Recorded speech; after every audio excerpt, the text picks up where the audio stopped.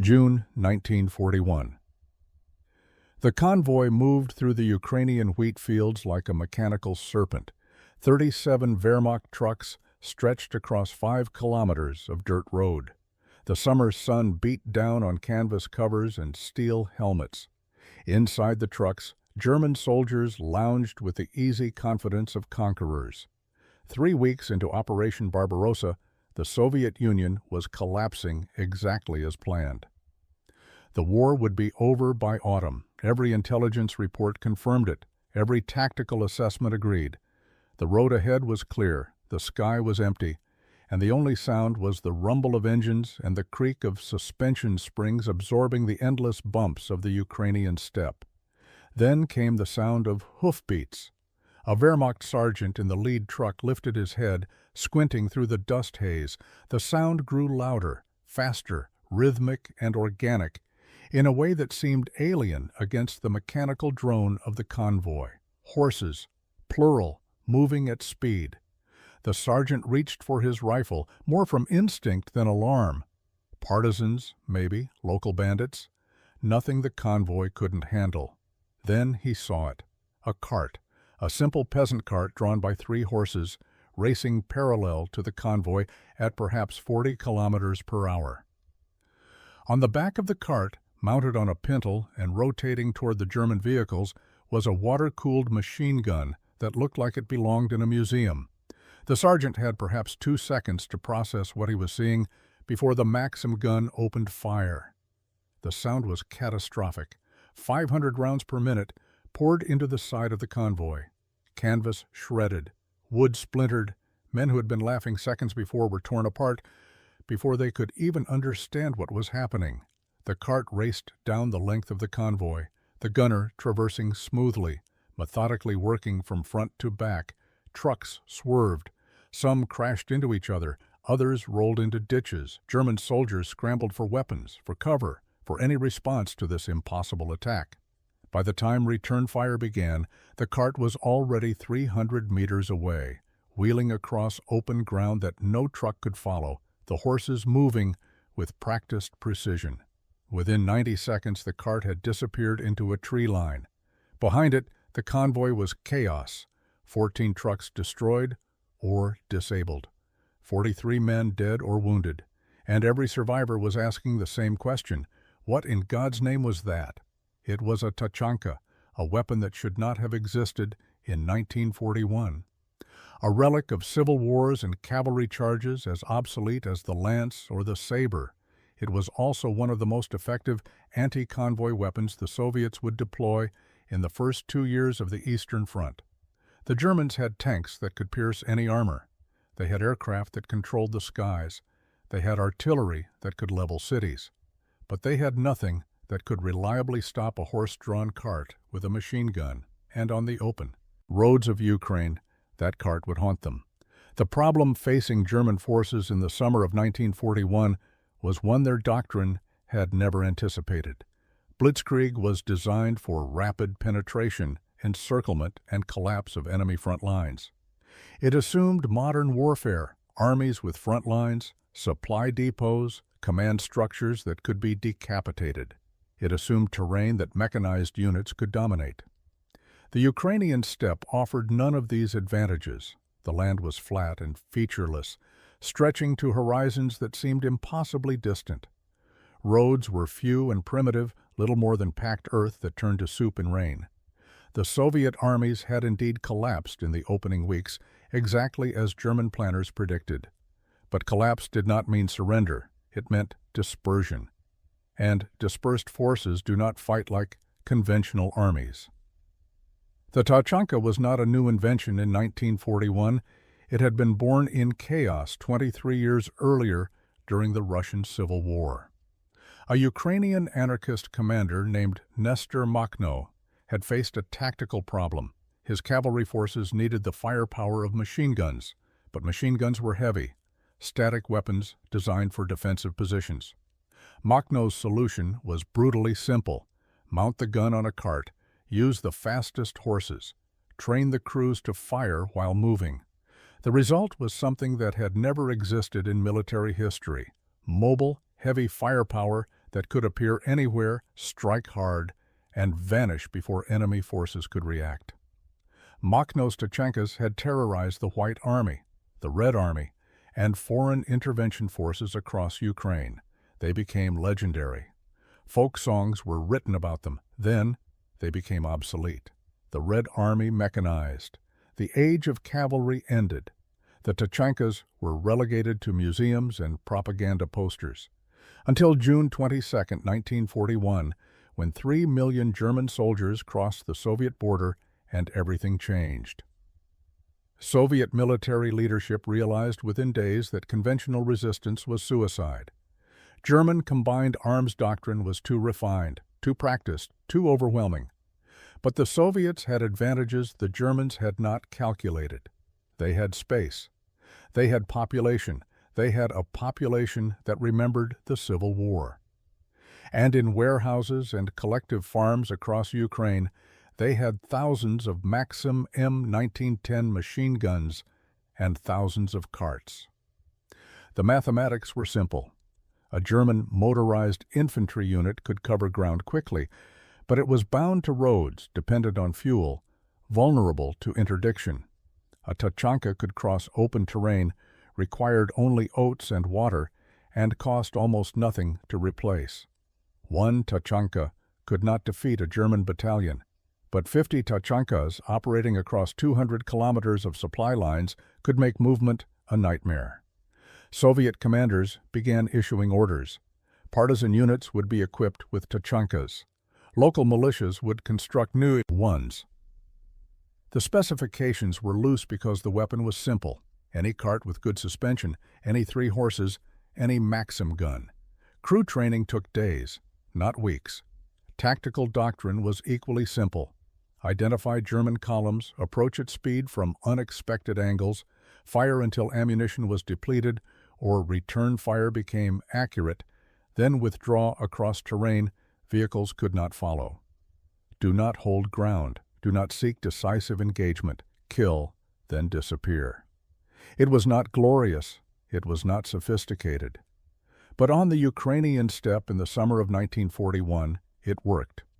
The Maxim M1910 was already 40 years old when World War II began, but age had not diminished its lethality. The weapon fired 7.62 millimeter rounds at a cyclic rate between 500 and 600 rounds per minute.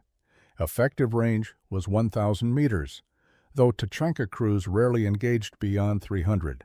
The gun was water-cooled, fed from cloth belts holding 250 rounds, and weighed 65 kilograms with its wheeled mount.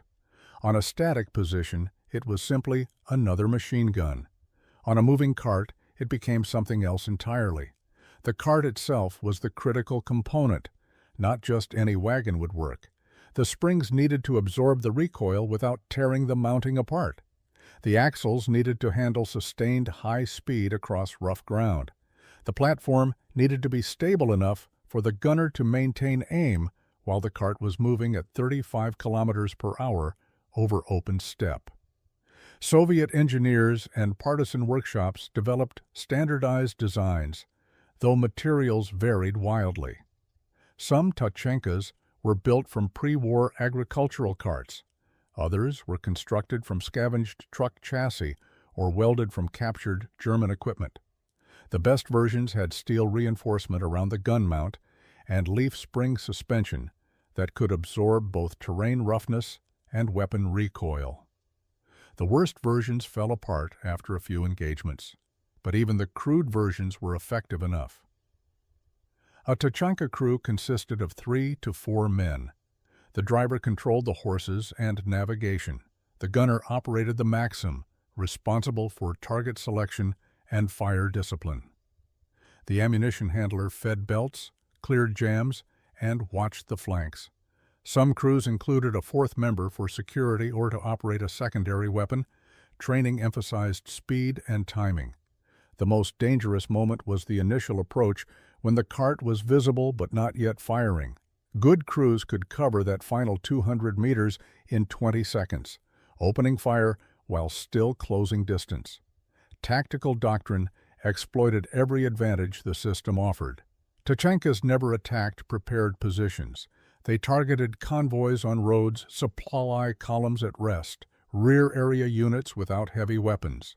The sound of hoofbeats provided seconds of warning, but those seconds were rarely enough. By the time German soldiers identified the threat and oriented weapons, the Tachanka was already firing. A well-executed attack lasted 90 seconds to 2 minutes. The gunner would traverse the length of the target, expending between 300 and 500 rounds. Then the cart would wheel away at maximum speed. German return fire was consistently ineffective. Rifles could not reliably hit a moving target at 200 meters. Machine guns needed time to set up and acquire targets. By the time heavy weapons were in action, the Tachanka was beyond effective range or behind cover. The psychological impact exceeded the material damage. German soldiers learned to fear open roads. Every tree line became a potential ambush site. Every distant dust cloud might conceal a Tachanka. The weapon operated in conditions that stopped motorized units completely. Spring mud that mired trucks to the axles was merely inconvenient for horses. Winter snow that required extensive preparation for vehicle movement was navigable with proper horseshoes. Summer dust that clogged engines and limited visibility provided perfect concealment for approaches. The Tachanka did not win battles. It won something more valuable. It made the endless Ukrainian landscape feel hostile. It made every kilometer of advance feel contested. It made German soldiers understand that controlling the roads did not mean controlling the country. German after-action reports from the summer and autumn of 1941 document the Tachanka's effectiveness with increasingly frustrated language. 2nd Panzer Group recorded 37 separate Tachanka attacks between July and September, resulting in estimated casualties of 214 men and destruction of 81 vehicles. 6th Army in southern Ukraine reported that supply convoy losses to horse-mounted machine gun units exceeded losses to Soviet artillery in August 1941. Wehrmacht intelligence assessments struggled to categorize the weapon. It was not cavalry because it did not charge or hold ground. It was not artillery because it used direct fire at close range. It was not infantry because it operated at speeds infantry could not match. Eventually, German reports simply listed Tachankas as irregular mobile units and recommended convoy security protocols that required dedicating scarce armored vehicles to escort duty. Ukrainian partisan units integrated Tachankas into broader resistance operations with devastating effectiveness. Local fighters knew the terrain intimately, knew which roads German columns would use, knew which approaches offered concealment, and which escape routes were reliable. The Tachanka gave them firepower that could challenge German units directly, if only for minutes. Partisan groups would coordinate attacks. One Tachanka would strike a convoy from the east, drawing response, while a second attacked from the south. Or Tachankas would hit the same stretch of road repeatedly over days, forcing Germans to divert forces for security operations that found nothing but empty steppe. The weapon's expendability was itself an advantage. A destroyed Tachanka represented the loss of 3 horses, 1 gun that was already obsolete, and a cart that could be rebuilt in a day. The same engagement that destroyed the Tachanka might disable 3 German trucks worth 50 times as much and carrying irreplaceable components. German countermeasures evolved slowly. Convoy spacing increased, making it harder for a single Tachanka to engage multiple vehicles. Escort vehicles were positioned with overlapping fields of fire. Some units began using aircraft for route reconnaissance, though this required coordination that was often unavailable. By 1943, improved German tactics, better radio communication, and Soviet mechanization had largely ended the Tachanka's effectiveness. Partisan units received trucks and armored cars. The war moved west into terrain that favored different weapons. The last recorded Tachanka engagement occurred in March 1944 during the liberation of Uman.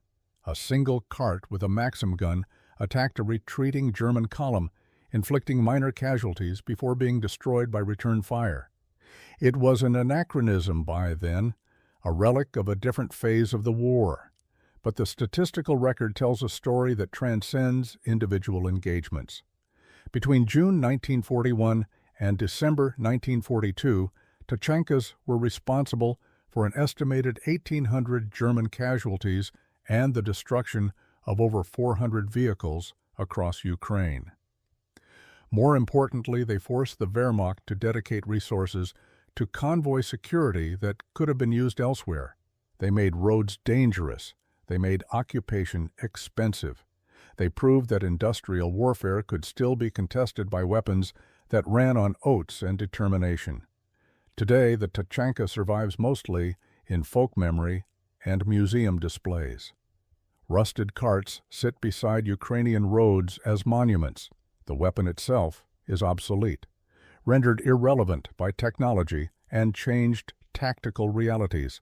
But the lesson endures. Sometimes the old ways work, not because they are superior, but because they are unexpected.